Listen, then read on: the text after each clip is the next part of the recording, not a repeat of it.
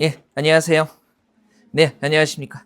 자, 우리 오늘부터 이제 그 적기 파트 2 하기로 했죠. 그래서 좀 이제 신유형하고요. 그다음에 이제 당당을 가르는 한 문제, 좀 어려운 문제 들어가기 전에 일단 뭐 전공 과목 마무리하고 그다음에 또 국어는 감 유지하는 차원에서 이렇게 좀 실전 문제보다는 이제 기출 문제죠. 과거 기출 문제들이 다 무의미한 건 아닙니다. 그래서 뭐 돌직구로 나오는 문법이라든가 뭐 문학 작품 문제 같은 게 무의미한 거지 독해와 관련된 문제들은 여전히 유의미하기 때문에 이런 것도 쭉 한번 보겠습니다.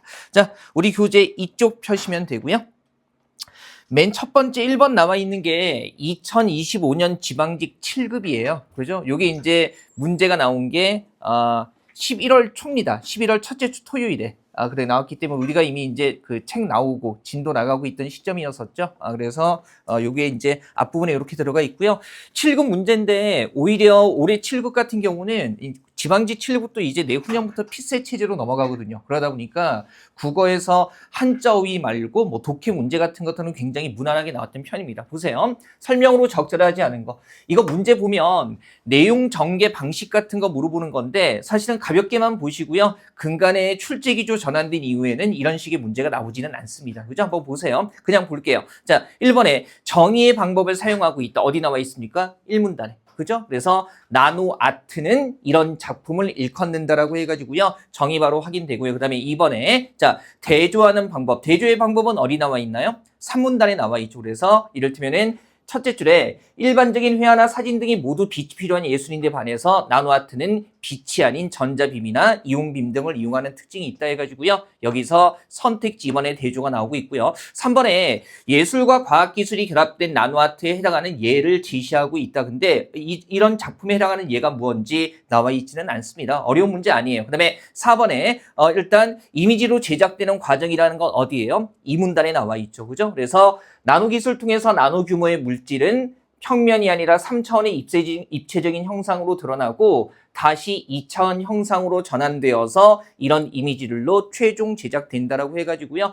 단계별로 설명하고 있는 과정의 방식들 이런 것들을 활용하고 있습니다. 바로 넘어갈게요. 네, 2번은 이제 전형적인 핵심 논지 문제고요. 이런 문제 우리가 계속 반복해 왔던 건 핵심 논지 찾는 거나 적절한 거 물을 때는요. 그죠? 제시문을 먼저 보는 게 좋습니다. 일단 1문단의 첫째 줄에 업무는 뭐 얘기하는 겁니까? 업문. 한글 얘기하는 거죠. 그래서 양반들의 한문에 대비해서 이제 좀 낮춰 부르는 말로 업문이라고 했었고요. 그다음에 첫째 줄에 나와 있는 언간은 뭐예요? 언간. 이거는 한글 편지 얘기하는 겁니다. 그죠? 물론 이제 여기에 대한 상식이 없어도 문제 풀 수는 있어요. 다만 이제 참고적으로 이 정도로만 알고 계셔야 될 거고요. 가만히 보면 1문단의 첫째 줄에서 얘기하고 있는 건 언문이나 언간이 실용 범위에 제약이 있었다라는 건데 근데 1문단의 밑에서 둘째 줄, 여섯 번째 줄입니다. 보시면 뭐 나와 있는 어떤 표지? 결국이라는 표지 나와 있죠. 이런 것도 이제 결론 유도할 때 쓰는 대표적인 부서이기 때문에 가볍게 보시고요. 조선시대에 언간의 발신자나 수신자 어느 한쪽으로 반드시 누가 여성이 관여하는 특징을 보인다라고 해가지고요. 그죠? 그래서 1문단에서 말하는 바는 이건데, 근데 전체를 봐야 되죠. 2문단 한번 보면 이러한 사용자의 성별 특징으로 인해서 종래 언간은 여성이 관여되어 있다는 점에서 뭐라고요? 내간으로 부르기도 했는데, 다만 이제 이 역접의 표지 같은 거 잘 봐야 되죠. 그러나 라고 뒤집어주면서 이러한 명칭 때문에 내간이 부녀자만을 상대로 하거나 부녀자끼리만 주고받은 편지로 오해되어서는 안 된다라는 거죠. 그래서 여성이 관여돼 있다고 해서 여성만의 것으로 한정시켜서는 안 된다라고 얘기를 하면서 뭐라고 하고 있어요. 16, 17세기 얘기하면서 그죠? 수신자는 왕이나 사대부를 비롯해 한글 해독 능력이 있는 하층민 이르기까지 거의 전 계층이 남성이었고 그 다음에 한문 관찰이 사대부 계층 이상 남성만의 전유물이었다면 언가는 뭐라고요? 특정 계층에 관계없이 뭐예요? 남녀 모두의 공유물이었다라는 거. 당연히 일치하는 내용을 찾는 게 아니라 이 글의 핵심 논지를 찾는 거예요. 그래서 이 선택지가 재밌는 게 선택지 1, 2, 3, 4번이다 제시문에서 확인되는 내용이기는 하죠. 하지만 중심 내용은 끝내 말하고자 하는 거. 표지 두 가지 있죠. 역접의 표지. 그래서 역접 이후의 내용들이 앞 내용 부정하면서 뒤쪽을 강조하는 거니까 더 중요하고 뒤쪽에서 강조하는 건 뭐가 되는 거예요? 계층에 관계없이 남녀 모두의 공유물이었다라는 것을 강조하는 거기 때문에 그죠? 단순히 일치하는 문제 찾는 게 아니에요. 3번. 그래서 특정 계층 성별에 관계없이 이용된 의사소통 수단이었다라는 것이 중심 내용, 핵심 논지로 적절합니다. 벌써 우리가 유형 파악할 때도 봤던 문제고요. 자, 3번 넘어갈게요. 그죠? 부합하지 않는 거 얘기하고 있고요. 선택지 빠르게 한번 보죠. 그래도 아직까지 우리 보는 시험이 사지선다기 때문에, 그리고 제시문 하나당 문제 하나라는 틀 자체는 유지하고 있기 때문에 선택지를 먼저 빠르게 보는 게 유의미합니다. 자, 얘 같은 경우는 난도가 그렇게 높지는 않아요. 보세요. 1, 2, 3번 다 뭐 얘기하고 있나요? 세잔의 인상주의에 대한 생각, 고흐의 인상주의에 대한 생각, 고갱의 인상주의에 대한 생각들 얘기하고 있고요. 선택지 4번에서는 이 사람들 종합해서 얘기하고 있어요. 일단 첫째 줄부터 한번 보시면 세잔 얘기하고 있죠. 저는 보통 사람 나오면 이렇게 괄호치면서 읽습니다. 그래서 이제 사람이나 시기 같은 거 이렇게 그냥 소괄호 쳐가지고요. 시각적으로 표시하는 거예요. 세잔 같은 경우는 사라졌다고 느낀 게 뭡니까? 균형과 질서의 감각이다라고 해가지고요. 세잔이 인상주의자들이 이런 것들 사로잡힌 나머지 이런 것들을 소홀히 했다고 나와 있네요. 그 다음에 고흐얘기 나와 있나요? 여기 있네요. 반고흐 같은 경우는 뭐라고 했습니까? 그죠? 성질만을 탐구한 나머지 강렬한 정열을 상실하게 될 위험에 처했다고 느꼈다. 그죠? 그대로 나와 있고요. 그 다음에 마지막으로 누구 얘기하고 있어요? 고갱 같은 경우는 그가 본 인생과 예술 전부에 대해 철저하게 불만을 느꼈다 그러면 예술 전부에 대해서 그랬으니까 인상주의도 여기에 포함이 되어 있을 거고요. 그죠? 그 다음에 그는 뭐라고요? 더 단순하고 더 솔직한 어떤 것을 열망했다라는 것. 즉 인상주의 같은 거 말고 더 단순하고 더 솔직한 것을 열망했고 그것이 어디에 있다? 원신들 속에 있다고 얘기를 하고 있죠. 그래서 고갱이 인상주의 자체가 솔직하고 단순하다고 생각한 것은 아닙니다. 그죠? 인상주의가 아니라 다른 데서 단순하고 솔직한 것을 찾은 거죠. 그 다음에 4번 같은 경우에 각자 새로운 해결 방법을 모색했다라는 거. 뭡니까? 세 사람의 화가가 모색했던 제각각의 해법이라는 게 있고요. 이 각각의 해법이 세잔의 입체주의, 반고흐의 표현주의, 고갱의 뭡니까? 프리미티비즘 이렇게 해가지고요. 그죠? 다 나와 있습니다. 그래서 선택지 4번 같은 경우도 확인이 되는 거죠. 자, 그 다음에 문제 4번도 한번 가볼게요. 이번 세트도 좀 생각해 볼 만한 문제는 10손가락에 꼽을 정도입니다. 그죠? 그렇게 많지는 않아요. 일단 부합하는 거. 일치하는 거니까 핵심으로 접근을 해보죠. 그죠? 일단 첫 번째 문단 한번 보시면 동양의 음식 얘기를 하면서요. 명절 음식 중에서 송편 얘기를 하고 있어요. 그래서 이 송편 얘기하면서 삼국사기에 이제 땅속에서 파낸 거북이 등에 백제는 만월, 신라는 반달이라는 글귀를 두고 점술사가 백제는 쇠퇴하고 신라는 앞으로 발전할 징표라고 해석을 했고 결과적으로 예언이 적중했다. 그래서 이때부터는 뭡니까? 이거 발견했을 때부터, 그죠? 백제는 만월, 신라는 반달 그러면 언제 때부터 얘기하는 거예요? 백제 신라가 다 있었던 삼국시대 때부터 이 시대 사람들은 뭡니까? 더 나은 미래를 기원하는 뜻으로 쓰이며 그러한 뜻을 담아 송편도 반달 모양의 떡으로 빚었다고 한다라고 해가지고 그러면 가만히 보면 이번에 신라인들은 더 나은 미래를 기원하는 마음을 담아서 뭘 빚었다? 송편을 담았다라고 얘기할 수 있을 겁니다. 그죠? 물론 선생님 주어가 신라인들은 이라고 나와 있지 않은데요. 근데 언제 때부터? 백제하고 신라가 있었을 때부터 이때부터 뭡니까? 송편을 반달 모양으로 빚었다는 겁니다. 그죠? 그러면 그렇게 생각해 본다면 신라인들도 이 범주에 충분히 속한다고 추론할 수가 있는 거죠. 그죠? 그래서 신라인들은 이라고 직접 나와 있지 않더라도요. 그죠? 이렇게 백제, 신라 있었을 때부터 이게 발견됐을 때부터 반달 모양으로 빚었다는 거니까 2번은 문제가 없고요. 그죠? 나머지는 되게 어렵지는 않은데 1번에 중국의 월병은 제수 음식으로서의 명맥을 유지하고 있다. 이건 책으로 같이 보죠. 이 문단의 둘째 줄 보면 중국의 월병이라는 거 뭐라고 나와 있어요? 점차 재래 음식으로서의 위상을 잃었다라고 나와 있고요. 그죠? 이건 책으로 같이 보세요. 그 다음에 선택지 3번에 중국의 월병은 비빔밥을 본떴다. 이것도 역시 이 문단의 내용이 나와 있기는 한데 비빔밥하고 비슷하다라는 얘기를 하고 있는 거지. 그죠? 의미가 비슷하다는 거지. 월병이 비빔밥을 본떴다라고 얘기하는 내용은 없습니다. 그죠? 그 다음에 4번에 이거는 이상하죠? 점술가의 예언 덕분에 발전한 게 아니라 결과적으로 적중한 겁니다. 그죠? 그러니까 점술가의 예언이 신라가 발전한 원인이라고 볼 근거는 없는 거죠. 그죠? 이 문제 같은 경우에 정답률이 80%가 넘는 문제이기도 합니다. 그래서 2번에 너무 집착하지 마시고요. 그 다음에 5번 한번 보시면 견해로 볼 수 없는 것 이렇게 나와 있어요. 다 잘 맞고 있죠? 예. 한번 봅시다. 일단 밑줄 친 부분이 뭐예요? 간악함이 일어나기 쉬운 것이 대체로 이러하다라고 나와 있고요. 그죠? 그럼 한번 봅시다. 요거 간악함이 일어나기 쉬운 것 했을 때 우리 넷째 줄입니다. 그죠? 넷째 줄 뭐라고 나와 있나요? 노력을 조금 들였는데 효과가 신속하다. 그러면 노력은 적게 들였는데 효과를 뭐로 바꿨을 뿐이에요. 성과, 신속하다를 뭡니까? 빨리라고 바꿨을 뿐이죠. 이 정도의 개념 전환은 우리가 어렵게 느끼지는 않아요. 그죠? 그 다음에 계속 읽어보죠. 자신은 그 자리에 오랫동안 있는데 감독하는 사람이 자주 교체되면 이라고. 그죠? 그러면 3번도 확인이 되는 거네요. 같은 자리에 있으나 감독자가 자주 교체된다라는 거. 그죠? 그 다음에 또 보면 아래에 자신의 무리는 많은데 자신의 무리가 많다라는 것은 자신의 세력이 강하다는 거 아니겠어요? 윗사람이 외롭고 어리석으면 윗사람이 바로 뭐가 되는 겁니까? 상부가 되는 거고 어리석다라는 말을 다시 뭐로 바꾼 거예요? 우매하다라고 바꾼 거니까 4번도 여기서 확인이 되죠. 그죠? 일치 문제에서 언제나 똑같은 단어나 문장만을 쓰는 게 아니고요. 개념적으로 동일한 의미의 다른 단어로 바꿔서 표현하기도 하니까 그런 것들 알아두시면 되고요. 그 다음에 남아있는 건 2번인데 자신이 범하는 과오를 감추고 남의 잘못을 드러낸다라는데 가만히 보면 보세요.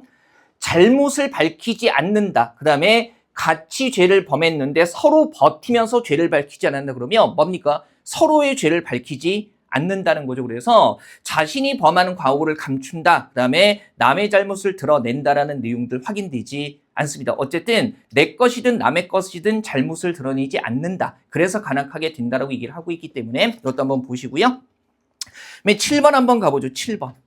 이 문제 좀 재밌죠? 6번이네요. 6번 한번 보시면 전개 순서 이렇게 나와 있고요. 이거 살짝 까다로워요. 그죠? 그나마 다행인 건 선택지 보니까 몇 번이 맨 앞으로 주어져 있습니까? 가가 맨 앞에 주어져 있기 때문에 가 일단 1번으로 잡고요. 그죠? 그 다음에 이제 선택지 한번 보면 가 다음에 다나 라가 나오는 형태가 되는 건데요. 한번 보죠. 일단 가 내용 먼저 봐야겠네요. 생명체들은 본성적으로 감각을 갖고 태어나지만 그들 가운데 일부의 경우에는 감각으로부터 기억이 생겨나지 않는 반면 일부의 경우에는 생겨난다 그러면 감각에서 뭐가 생겨나는 경우가 있다는 겁니까? 기억이 생겨나는 경우가 있고 그 다음에 기억이 생겨나는 후자의 경우에 해당하는 생명체들은 기억 능력이 없는 것들보다 분별력과 학습력이 더 뛰어난데 그 중에서 뭡니까? 소리를 듣는 능력, 즉 청각 능력이 있는 것들은 뭘 얻는다? 배움을 얻는다라고 얘기를 하고 있습니다. 그래서 감각에서 기억이 나오고 그 다음에 기억의 청각 능력이 있다면 배움을 얻는다는 거고요. 그리고 이제 선택지 보면 가 다음에 다나 라 둘 중에 하나가 이어지는 패턴이니까 다와 라를 한번 보면 되죠. 그럼 보세요. 다에서 하지만이라고 역접으로 가고 있기 때문에 다 앞에는 당연히 반대되는 내용이나 소재가 완전히 다른 게 나와야 될 거고 그 다음에 발견된 다양한 기술 가운데 어떤 것들은 필요 때문에 어떤 것들은 여가의 삶을 위해서 있으니 우리는 언제나 후자의 기술들을 발견한 사람들이 전자의 기술들을 발견한 사람들보다 더 지혜롭다고 생각한다 등등등 이렇게 나와 있고요. 일단 가에서 전혀 무슨 얘기가 나와 있지 않아요. 기술 얘기가 나와 있지 않기 때문에 가 다음에 다가 이어지는 건 적절해 보이지 않습니다. 그죠? 그러면 라 한번 보면 근데 인간 종족은 뭐가 나옵니까? 기술과 추론을 이용해서 살아가는데 인간의 경우에는 어떤 말이 나와요? 기억으로부터 경험이 생겨난다 그러면 감각에서 기억이 생겨나는 경우가 있고 기억에 청각 능력이 있으면 배움을 얻는데 인간 같은 경우는 기억에서 뭐가 생겨난다? 경험이 생겨난다라고 얘기를 하고 있고요. 그 다음에 경험 같은 경우는 뭘 만들어낸다? 인식과 뭐예요? 학문적인 인식과 뭘 만들어낸다? 기술. 그리고 기술은 경험을 통해 안에 쌓인 여러 관념들로부터 비슷한 것들에 대해 하나의 일반적인 관념이 생겨날 때 생긴다라고 얘기하고 있습니다. 그러면 결국 라에서 얘기하고 있는 건 인간은 기억에서 경험이 나오고 경험에서 뭐가 나온다? 기술이 나온다는 거죠. 그러면 기억에서 출발하고 있다는 점에서 가 다음에는 뭐가 나오는 게 적절해요? 라가 나오는 게 적절하겠죠. 그죠? 그 다음에 나 봤더니 남아있는 게 이거죠. 앞에서 말했듯이 유경험자는 어떤 종류의 것이든 감각을 가지고 있는 사람들보다 더 지혜롭고 등등등 이렇게 나와 있고요. 그 다음에 다 보니까 이렇게 나와 있네요. 하지만 발견된 다양한 기술 가운데라고 해가지고요. 기술 얘기하고 있는 게 어디였어요? 라였죠. 그러면 라에서 경험으로부터 기술이 나오고 그 다음에 발견된 기술 가운데 이런 게 있다라고 언급을 하고 있는 거니까 소재의 유사성이나 동일성이라는 측면에서 본다면 라 다음에 뭐가요? 네, 라 다음에 다가 이어지고 그 다음에 나에서 앞에서 말했듯이라고 얘기하면서 그죠? 전체적으로 모아서 정리를 해주는 패턴이라고 보는 게 적절하겠죠. 여기서 나 글의 위상이 그죠? 명확하게 보이지는 않지만 그래도 상대적으로 가, 라, 다의 연결고리가 명확하게 보이기 때문에 가, 라, 다의 패턴으로 이어지는 거 찾으면 되겠습니다. 그죠? 이 순서 문제 괜찮죠? 정답 4번 확인하시고요. 자, 그 다음에 7번 한번 보겠습니다. 옳은 거 얘기하는 거예요. 이것도 무난한 문제입니다. 이거 갑자기 왜 이러지? 왜 어두워졌지? 종종 이래요? 불안한데 느낌이? 괜찮겠죠? 계속 이래요? 좀 많이 비어 있는 데는 그래요? 흐릿하게? 저 렌즈가 다 됐나? 뭐 괜찮겠죠? 뭐. 우리들 만한 뭐 괜찮은데. 자, 이번에 옳은 것은 얘기하고 있고요. 역시 전체를 보는 게 중요하죠. 뭐 어렸을 때 북아메리카에 100만 명가량의 인디언밖에 없었다고 배웠고, 그죠? 근데 결국에는 2천만 명이 있었고, 그죠? 그 다음에 콜럼버스가 도착한 이후에 인디안 인구는 최대 95%가 감소했을 것이다. 그러면 생각해 보세요. 유럽에 있던 콜럼버스가 북아메리카에 도착한 거니까 어디가 구대륙이에요, 당연히.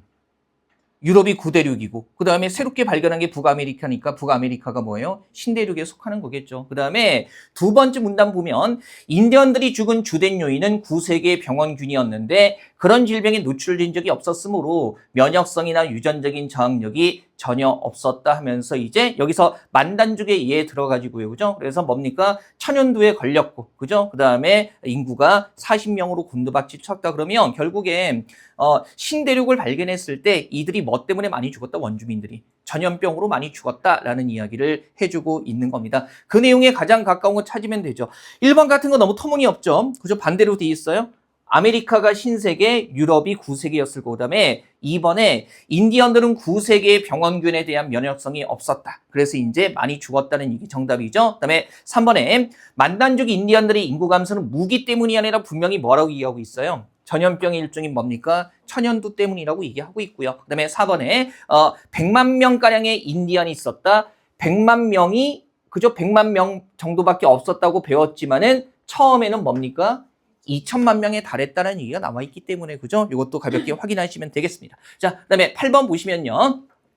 8번은 답만 확인할게요. 옳은 것은 이라고 해가지고요. 그죠? 용어 정의하고 있습니다. 그죠? 화랑도란 이런 흐름을 말한다라고 해가지고요. 길게 설명할 문제 아니고요. 다시 한번 말씀드리지만 내용 전개 방식이나 서술 방식에 대해서 묻는 문제가 나올 수도 있는데 출제기도 전한 이후에 현재까지 출제되지는 않았습니다. 그죠? 전개 방식 묻기보다는 다른 거 묻는 게 더 유효하다고 생각을 하는 거죠. 의미가 있다고. 이런 문제 가볍게 보시고요. 자, 9번 가겠습니다. 글쓴이가 주장하는 내용 해가지고요. 얘는 살짝 까다로운 면이 있습니다. 그죠? 물론 난도 자체가 상이되는 건 아니고요. 적절한 거 묻고 있어요. 자, 보면 적절한 거 묻는 거니까 한번 제시문 보죠. 일단 핵심 소재가 뭐예요? 은유라는 거죠. 그래서 은유라는 게 특수한 언어의 문제, 그 다음에 사고와 행위보다는 말의 특성으로 생각되어 왔다. 그래서 대부분의 사람들은 뭐라고 생각한다는 거예요? 은유 없이도 잘 살 수 있다고 생각하지만 그러나 라고 해가지고요. 그러면 우리 같은 경우는 은유가 뭡니까? 일상적 삶에 널리 퍼져 있다. 일상적 개념체계의 본성이다라고 생각하는 거예요. 그러면 조심해야 되는 게 대부분의 사람들과 우리의 입장은 서로 어떻게 되는 거예요? 대조되는 거죠. 그죠? 그래서 우리라는 말 속에 앞에서 얘기했던 대부분의 사람들이 포함되어 있지는 않은 겁니다. 그죠? 아마 이 글을 쓴 사람의 무리들을 얘기하는 것 같죠. 그죠? 아니면 글쓴이가 불특정 다수의 자신의 견해에 동의하는 사람들을 우리라고 얘기하는 것 같고요. 그 다음에 우리의 사고를 이 문단 지배하는 개념들은 단순히 지성의 문제가 아니다. 그죠? 그것들은 가장 세속적인 부분에 이르기까지 우리의 일상적인 행동을 지배한다. 그죠? 우리의 사고를 지배하는 개념은 지성이 아니라 일상적인 행동을 지배하는 건데 여기서 얘기하는 사고를 지배하는 개념은 앞에서 얘기한 뭐 얘기하는 겁니까?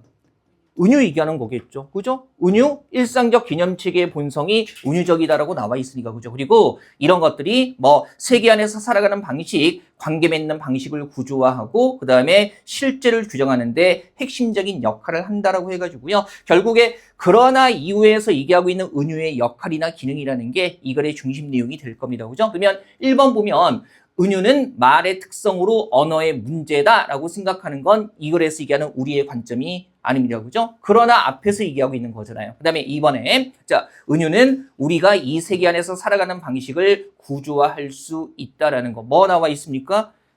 우리의 사고를 지배하는 개념이 곧 은유인데 그것이 뭡니까? 우리의 삶과 사람과 관계를 맺는 방식 등을 뭐한다? 구조화한다라고 나와 있기 때문에 2번은 맞는 거고요. 그죠? 그다음에 3번에 개념체계의 대부분이 은유적이라는 점이 사람들에게 널리 인정되고 있다라는 거. 널리는 아니죠. 그죠? 대부분의 사람들은 분명히 뭐라고 했어요? 은유 없이도 살 수 있다. 뭐 이렇게 얘기를 하고 있기 때문에 그다음에 4번에 우리의 사고를 지배하는 개념들은 지성의 문제다. 되게 직접적이죠. 이 문단의 첫째 줄에 지성의 문제가 아니다라고 얘기를 하고 있으니까 한번 보시고요. 1회 쪽에서는 좀 이제 순서 문제만 조금 볼만하죠. 자, 10번 한번 보겠습니다. 그죠? 논리적 순서로 적절한 것 이렇게 나와 있고요. 우리가 뭐 현장에서 들으니까 열심히 잘 체크하는데 제가 지난주에 강의 마무리되는 거 올리면서 여러분들께 잔소리 아닌 잔소리 했던 거 쇼츠로 끊어서 올렸거든요. 그거를 왜 그렇게 많이 봐요? 나 정말 공부하라고 올린 것들은 안 보고 잔소리하는 거 뭐 변태입니까? 혼나는 게 좋아요? 그죠? 그래서 나는 그 동료 강사한테 연락이 왔어요. 그 사람도 항상 뭐 이렇게 국어 뭐 이런 거 찾아보니까 근데 형 거 뜨던데 애들이 강의는 안 보고 형 그 소리 하는 것만 잔뜩 보내? 막 이렇게 해가지고서 아니 왜 그러는 겁니까? 이렇게 좀 혼나고 싶고 그래요? 아니 뭐 성인들이 무슨 알아서 하는 거지, 그죠? 아 그래? 아 그래서 너무나 당황스러워가지고 야 그래서 강의 전체를 쇼츠로 찍어야 되나? 막 이런 생각을 했었습니다, 그죠? 예, 문제 하나씩 끊어가지고 3분 단위로, 그죠? 그리고 공부를 하지 말고 욕이나 잔소리를 많이 할까? 그죠? 예, 그래서 안 해 정말 안 해서 너무나 당황스러워가지고 아. 그러니까 시대가 그래요. 그죠? 이렇게 좀 진득하니 긴 호흡을 갖고 뭔가 오랫동안 보는 건 좀 쉽지 않은 것 같습니다. 그죠? 맞아요. 좀 자극적이고 짧고 그래야 뭔가 사람들이 시선을 끌고 그러죠. 그죠? 뭐 근데 뭐 우리한테 새삼스러운 이야기는 아니어가지고 제가 늘 드렸던 말씀이어서. 그죠? 자, 봅시다. 전개 순서 보시면 선택지 빠르게 보죠. 뭡니까? 가 아니면 나예요. 그죠? 그러면 가 한번 보면 권리가 공리에 좌우되지 않는다면 권리의 도덕적 근거는 무엇일까? 그럼 보세요. 가 앞에는 무슨 얘기가 나와 있어야 되는 거예요? 권리가 공리에 좌우되지 않는다라는 얘기가 먼저 나와 있어야 할 거고 그 다음에 그 내용 지적하면서 그러면 권리가 공리에 좌우되지 않는다면 도대체 도덕적 근거를 어디서 찾을 수 있을 것인가? 라고 얘기를 하는 건데 여기에 자유지상주의자들 같은 경우에 뭐 어떤 걸 제시해요? 자기 소유 라는 거 이런 것들을 제시하고 있고요. 그죠? 그다음에 라 한번 뭐 나를 보죠. 나. 가 아니면 나니까. 자, 보편적 인권을 믿는 사람이라면 인권이 일종의 뭐가 되는 겁니까? 권리라고 얘기할 수 있을 거고. 자, 공리 있는 사람이라면 공리주의자는 아닐 것이다. 모든 인간은 그가 누구든 어디에 살든 존중받을 가치가 있다면 단순히 집단적 행복의 도구로 취급되어서는 안 된다. 그러면 인권이라는 것은 뭐에 좌우되는 것이 아니다. 공리에 좌우되는 것이 아니다라는 얘기를 하고 있는 거니까 당연히 가보다는 뭐가 앞에 나오는 게 자연스러워요. 나가 앞에 나오는 게 자연스럽습니다. 그죠? 그 다음에 다 한번 보죠. 그러나라고 뒤집어 주면서요. 그러나 이제까지 살펴보았듯이 꾸준히 거론되는 어떤 말 겹칩니까? 자기 소유라는 개념에는 자유지상주의자만이 찬성할 수 있는 것들이 내포되어 있다라고 얘기를 하면서요. 여기에 대한 비판이 나와 있어요. 그러면 자기 소유를 어디에서 얘기하고 있나요? 가에서 얘기하고 있으니까 가 다음에 뭐로 이어지는 게 적절해요? 다로 이어지는 게 적절해 보입니다. 아직 라가 있으니까 한번 보죠. 자, 인간을 존중하면 장기적으로 공리가 극대화된다는 이유로 인권을 옹호할 수도 있을 것이다. 그러나 역시 역접의 표지죠.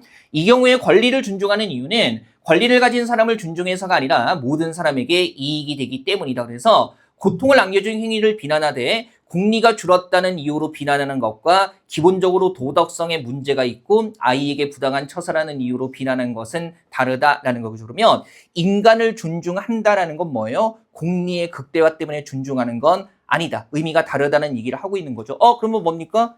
인권은 공리주의에 관련된 것이 아니다. 그죠? 그리고 공리가 준다는 이유로 인권을 옹호하는 것은 이유가 다르다는 거니까 나 다음에 뭐가? 라가 이어지고요. 그러면 나와 라의 내용이 둘 다 뭐가 되는 거예요? 권리가 공리에 좌우되지 않는다. 그래서 그 근거를 자기 수요라는 개념에서 찾는 경우들이 있는데 그것도 문제가 있다라는 식으로 다에서 이어지면서 마무리가 되고 있는 겁니다. 그죠? 그래서 순서 보면 그죠? 나, 라, 그 다음에 가, 다 이 순으로 이어지는 게 자연스럽죠. 한번 확인하시고요. 자, 그 다음에 11번 한번 보죠. 요게 안 읽히는 글은 아닌데 요 정답률이 60% 미만이었습니다. 아마 헷갈리는 포인트들은 비슷할 거예요. 그죠?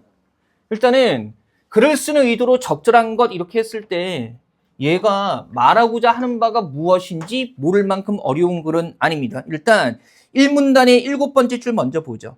그죠? 밑에서 3번째 줄인데 보면 보이지 않는 곳에 또 다른 50조 달러가 있다고 한다면 그러면 그런 돈이 어디 있느냐고 묻겠지만 그 돈은 분명히 우리 주위에 있다. 일단 1문단에서 얘기하고 있는 건 뭐예요?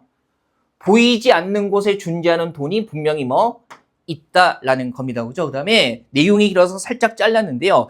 2문단에서 누구의 예를 들고 있어요? 2문단의 첫째 줄에 미국에 사는 앵키 텐시의 사례를 들고 있습니다. 우리가 여기서 놓치면 안 되는 게 이런 사례, 구체적인 사례들은 항상 뭘 뒷받침할 수밖에 없죠? 주제를 뒷받침할 수밖에 없습니다. 그죠? 그럼 볼게요. 일단 3문단의 셋째 줄, 그죠? 3문단에도 사례가 나와 있는데요. 3문단의 첫째 줄에 나와 있는 사례가 뭐예요? 샤론 베이츠 이렇게 나와 있습니다. 그죠? 그러면 앵키 텐, 그 다음에 샤론 베이츠라는 사람의 사례 얘기하면서 3문단의 셋째 줄 보죠. 물론 앞에서 얘기했던 앵키 씨의 자원봉사도 당연히 보수를 받지 않고 하는 활동이고 바로 이런 것들 그죠? 두 사례가 바로 뭡니까? 보이지 않는 부가 숨어 있는 거고 그러면 지금 여기서 들고 있는 사례는 어떤 사례가 되는 거예요?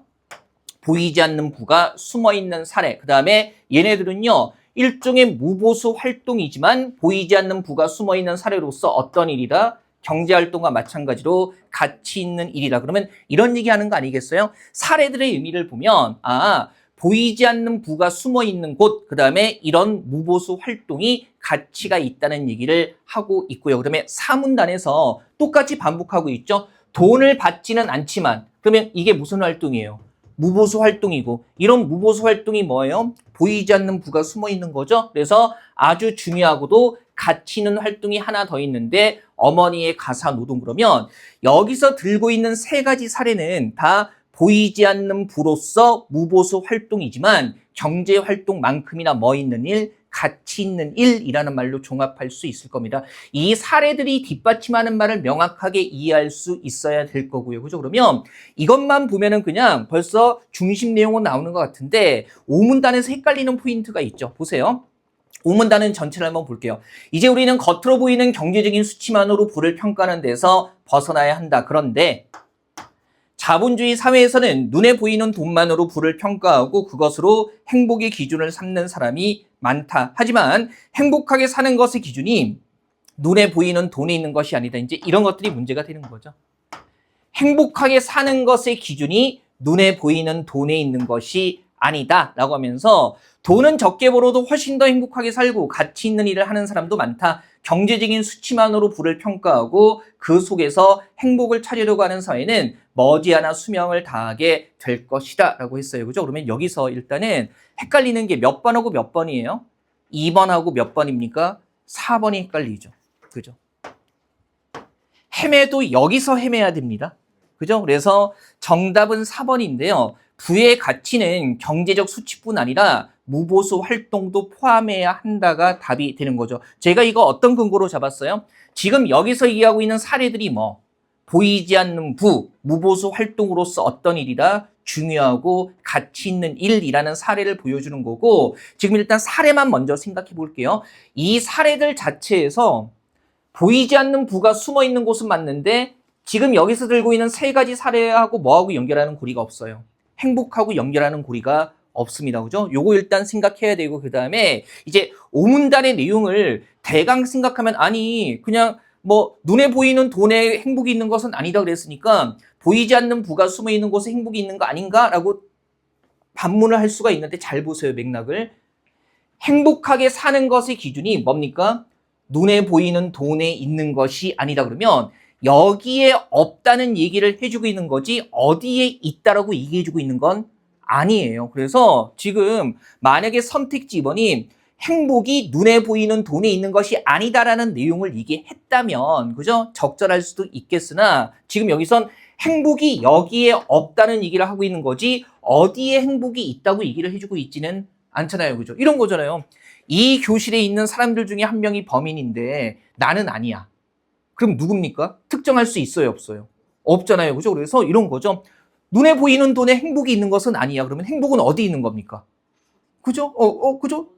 돈 말고 다른 데 있는 건 맞는데, 그게 보이지 않는 부가 숨어 있는 곳에 행복이 있다고 얘기할 수는 없어요. 그리고 선생님, 뒤에 내용 보면 여기는 보이지 않는 부가 아니라 뭐라고 얘기하고 있어요? 돈을 적게 벌어도 뭐 할 수 있다? 행복할 수 있다. 보이지 않는 부 속에 행복이 있다고 얘기하는 게 아니잖아요. 그죠? 그래서 분명히 눈에 보이는 돈에 있는 것이 아니다라고 부정하고 있을 뿐이고, 그나마 행복하다라는 조건에 돈은 적게 벌어도 라고 해가지고요, 보이지 않는 부를 행복과 직접 연결하는 고리는 없습니다. 자, 텍스트 자체를 정확하게 보셔야 되고요. 머릿속에서 이상한 조합이 일어나면 안 되는 거죠. 그죠? 요거 잘 생각하시고, 그리고 우리가 글을 구성하는 원리를 생각해 보세요.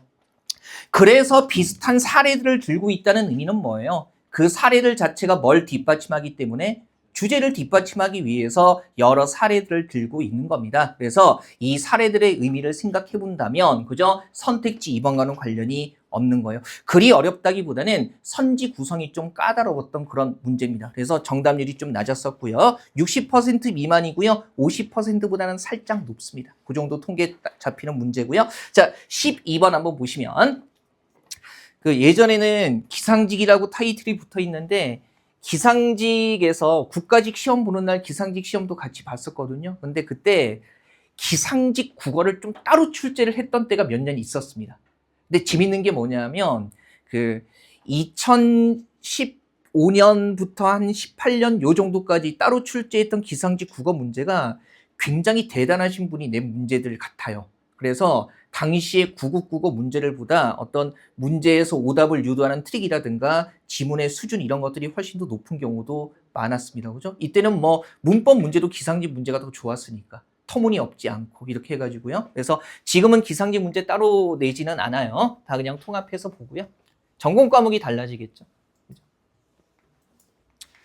기상직 하면은 산에 올라가서 근무하시는 분들도 계실 것 같던데, 그 기후 측정할 때 산에 올라가 있는 분들도 있지 않겠습니까? 저는 길 다니면서 타워 크레인 볼 때마다 정말 저기서 일하고 싶다는 생각이 듭니다. 예. 그 있잖아요. 높은 데서 이렇게 건축자재 같은 거 들어서 건물 빌딩 위로 올리는 거. 그죠? 그 자격증 따고 싶다는 생각 벌써 몇 년 전부터 했는데, 일단 우선순위가 아니다 보니까 아직도 못하고, 이것도 연봉 꽤 높아요. 예, 7천, 8천 이렇게 되던데. 예, 7, 8천 되고, 그거 되게 고급 기술이고, 그래서 무엇보다 좋은 건 맨 위에서 혼자 일한다는 거. 예, 그것 때문에. 예, 뭐 있겠죠. 있는데, 예. 그냥 뭐 적당히 알아서 처리하면 되죠. 뭐 짜장면도 이렇게 철가방 매달아서 줄로 끌어올려서 먹는다고 하던데. 근데 일단은 다른 단점은 둘째치고 사람들에게 시달리지 않아도 되니까. 그죠? 그래서 그냥 혼자서 묵묵하게 집중해서 안전하게, 그죠? 안전만 생각하면서 일하면 되는 거니까 좀 이렇게 사람들 없는 곳에서 일하고 싶어요. 물론 여러분들 때문은 아닙니다. 오해하지 마세요. 그죠? 우리가 기태형을 지치게 만들었구나 말하면서, 그죠? 그래서 그 정말 따고 싶어요. 그 포클레인하고, 포크레인 아니고 포클레인이 외래어 표기법에 맞습니다. 그래서 포클레인이나 아니면 그 타워 크레인, 그 둘 중에 하나는, 포클레인도 자격증 쉽지 않다던데 그거. 예, 그 단순한 거 말고 정말 큰 거는 그 그 자격증 따는데 정말 실기가 정말 어렵대요. 필기도 필기지만 뭐 쉬운 건 없죠. 근데 괜찮은데 필기가 어렵다. 그래요? 나중에 한번 도전해보고 싶기는 해요. 그죠? 여기 정선에 고층 빌딩 올라갈 때 잘 보세요. 타워 크레인에 저 앉아 있을지도 몰라요. 그죠? 그래서 야 누구야! 말하면 위에서 막 와! 짜장면 시켜줘! 말하면서 그죠? 막 부를 수도 있는 거죠.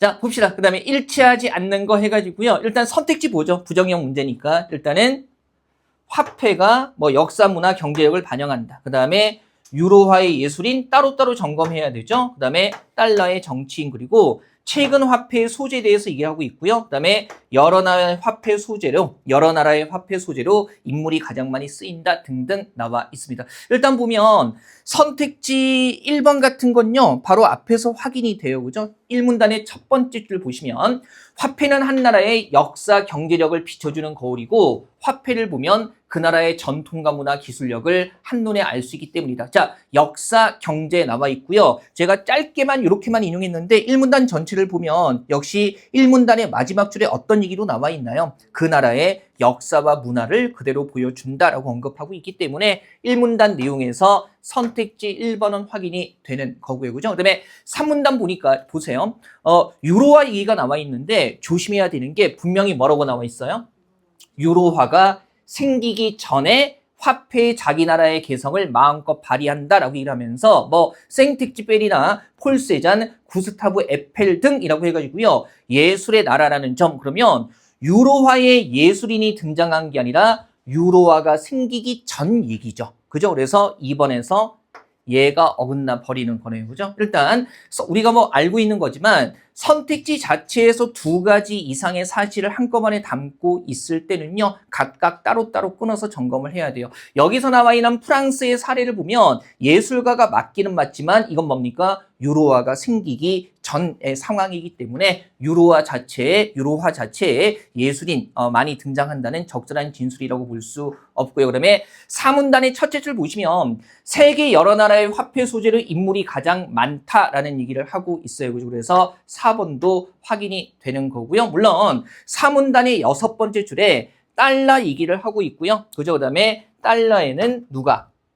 정치인 이렇게 나와 있기는 한데 이미 선택지 2번의 앞부분의 진술이 잘못되어 있기 때문에 뒷부분의 진술 문제 풀 때는 크게 신경 쓸 필요는 없죠. 어쨌든 뒤에가 맞는 거기는 합니다. 그 다음에 5문단 마지막 문단이 될 텐데요. 그죠? 한국은행에서 연구한 결과에 따르면 화폐의 소재는 정치, 문화, 사람에서 자연으로라고 해가지고요. 그죠? 그러면 문화와 자연으로 바뀌어가고 있는 거 맞습니다. 그죠? 보통 우리 많이 경험해 봤던 거지만 일치 문제에서 두 가지 이상의 사실을 담을 때 앞에 것은 맞게 하고 뒤에 것을 틀리게 하는 경우가 많기는 해요. 얘는 근데 앞에서부터 틀리게 한 거죠. 그죠? 보통은 앞에 게 맞고 뒤에 게 틀리게 설정하면 사람들이 많이 속기 때문에 그렇게 트릭을 거는 경우가 훨씬 더 많기는 합니다. 2번은 뭐 눈에 띄고요. 13번. 얘도 의외로 많이 틀린 문제입니다. 그죠? 자, 요거 항상 볼 때 부합하지 않는 거 이렇게 나와 있고요. 선택지 먼저 보세요. 우리 이런 제시문들 풀 때 요령은 알고 있잖아요. 선택지 1번 보면 믿음의 체계 검증되지 않은 지식 해가지고요. 상당히 긴 내용이 나와 있고요. 그 다음에 2번에 믿음의 체계라는 게 나와 있네요. 믿음의 체계 그 다음에 사실로 수긍했느냐. 그 다음에 검증된 지식과 검증되지 않은 지식의 변별에 대해서 얘기를 하고 있고요. 그 다음에 검증되지 않은 지식과 사실 이런 얘기를 하고 있네요. 사실의 체계 이런 얘기하고 있고 그러면 선택지 가만히 보니까 크게 대조되는 축이 확인이 되나요? 뭐가 대조가 되죠?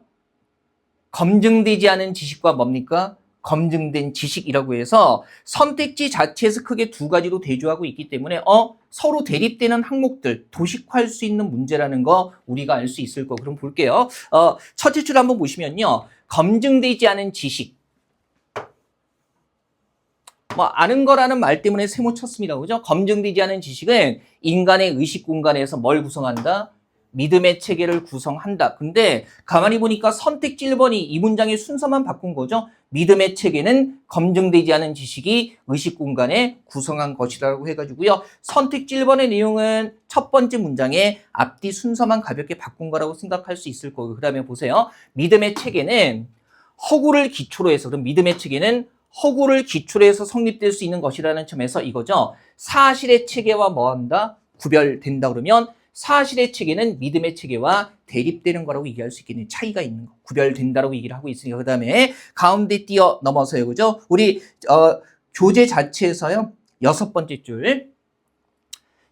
줄입니다. 따라서 개인의 의식 공간에서 구성된 사실의 체계에 동원된 지식이나 믿음의 체계에 동원된 지식이나 모두 다 그 사람에게 있어서는 사실이 아니면 안 된다. 그러면 뭡니까? 이 사실이라는 성격은 믿음의 체계에서도 그죠? 사실의 체계에서도 어쨌든 그 사람이 사실로 인정한다는 건 동일한 겁니다. 공통적인 거네요. 그 다음에 믿음의 체계를 구성하는 데 사용된 지식이라 하더라도 그러한 체계를 구성해 갖추고 있는 사람에게 그것은 사실로 받아들여지는 지식이어야 하는 것이라고 해서요. 사실로 받아들인다는 것은 믿음의 체계, 사실의 체계 둘 다 공통적으로 해당하는 겁니다. 그 다음에 이 문단 한번 보시면 하나하나의 지식을 놓고 볼 때는 그것이 믿음의 체계를 구성하는 검증되지 않은 지식인지 사실의 체계를 구성하는 검증된 지식인지 뭐 어렵지는 않죠.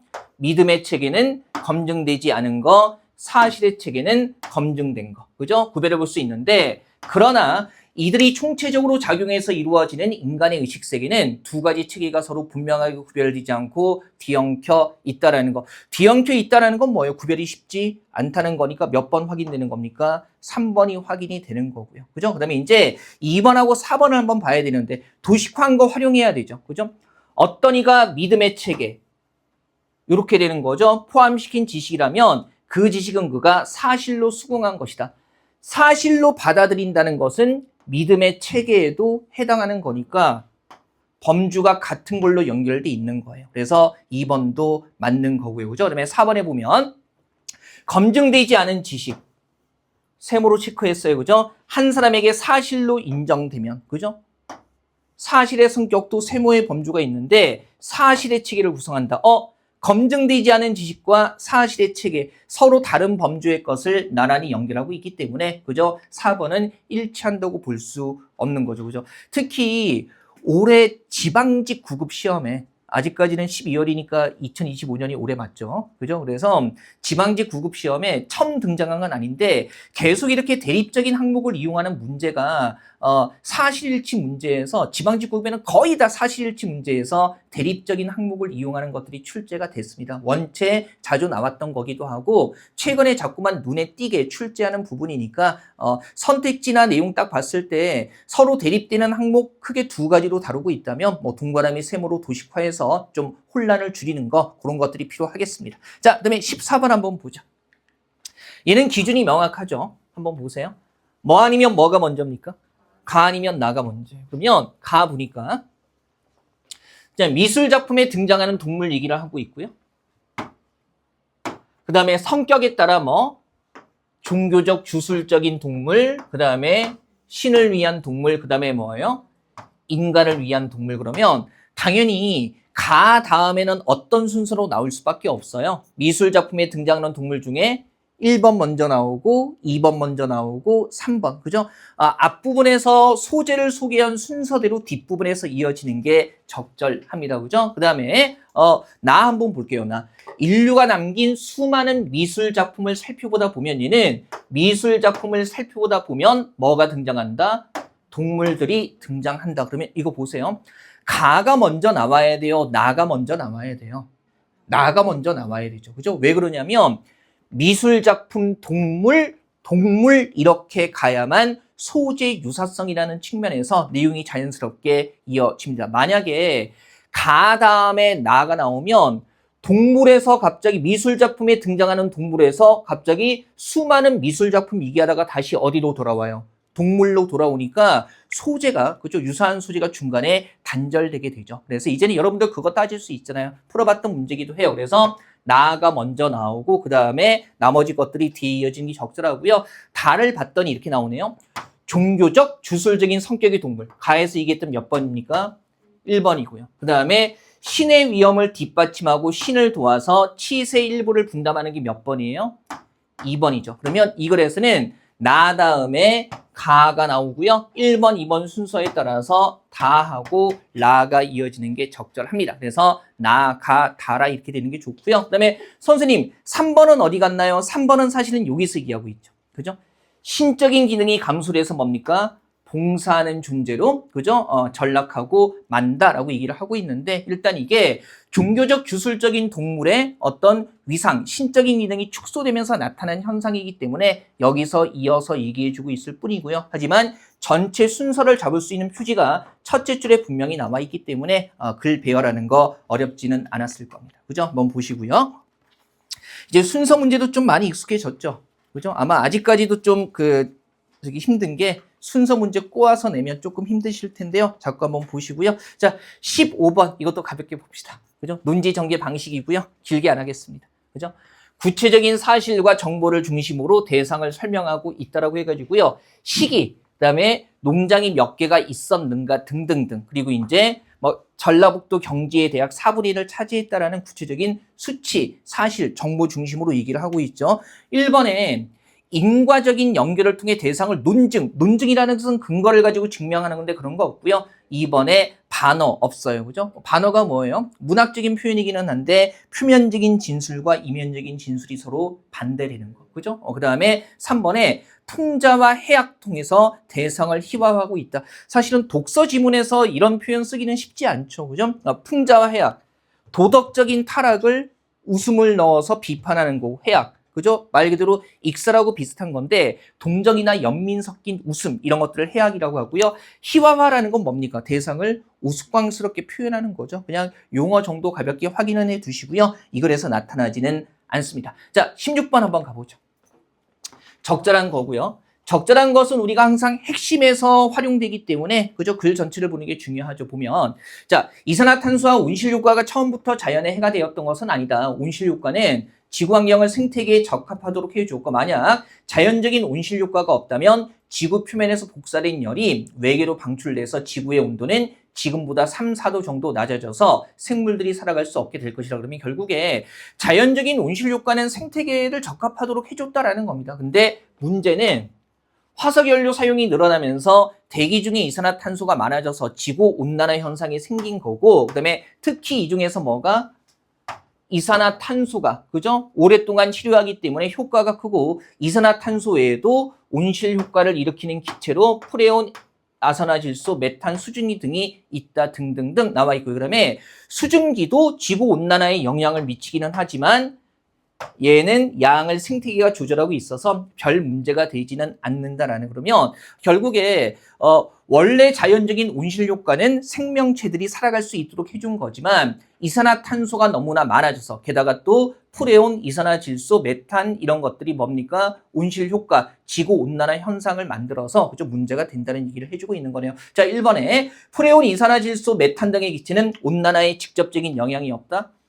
온실 효과를 일으키는 기체 요거 3개 들어가잖아요. 그죠? 그다음에 2번에 자연적인 온실 효과 때문에 표면에서 복사된 열이 모두 외계로 방출된다. 자연적인 온실 효과가 없을 때 방출되는 거죠. 그죠? 그래서 이걸 원인으로 생각할 수는 없고요. 그다음에 3번에 이산화탄소는 공기 중에 체류하는 기간이 길어서 지구 온난화 방지에 도움을 준다. 아니 이산화탄소가 많아서 온실 효과 일으킨다. 지구 온난화 현상 생긴다고 얘기하고 있잖아요. 그래서 온난화 방지에 도움을 주는 건 아니고요. 4번에 수증기도 이산화탄소처럼 온실 효과를 나타내지만 지구 온난화에 미치는 영향은 적다. 조심해야 되죠.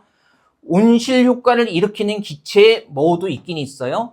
수증기가 있기는 있어요. 다만 온난화에 영향을 미치기는 하지만 양을 생태계가 조절하고 있어서 별 문제가 되지는 않는다. 별 문제가 되지 않는다는 것은 지구 온난화에 미치는 영향은 작다라고 얘기할 수 있는 거죠. 그래서 정답은 4번 이렇게 되겠습니다. 자, 약간 정보 떨어져 있는 정보를 조합해서 봐야 되는 문제기는 한데요. 많이 어려운 문제는 아닙니다. 자, 요거 16번까지 보고요. 잠깐 숨 좀 돌렸다가 이어서 좀 더 보겠습니다. 10분 쉬죠. 아니 앞에 안 어려워서 쉬운 거 질질 끌면 여러분들 힘들어서